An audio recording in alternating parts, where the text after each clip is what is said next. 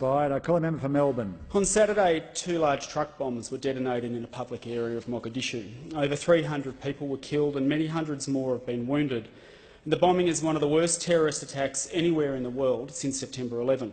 It's been attributed by the Somali government and others to the al-Qaeda-affiliated al-Shabaab, and I utterly condemn those who have perpetrated this act of extreme violence. And today I wish to extend my deepest condolences to all of those who have been affected or lost loved ones in this atrocity, both in Somalia as well as here in Australia.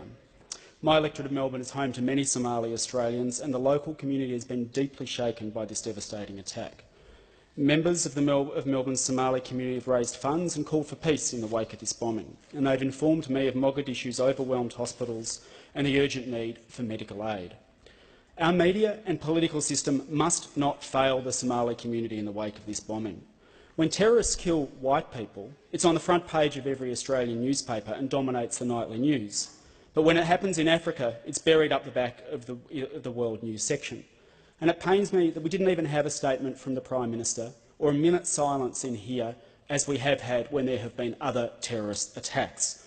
We need to send a strong statement from this parliament that Black Lives Matter as well, and that when people in Africa are killed by terrorism, we should treat it just as importantly as when white people are killed. And of course, sadly, when people flee Somalia and seek safety here, we too often lock them up and turn them away. We must not fail our Somali community. I call the member for Menzies.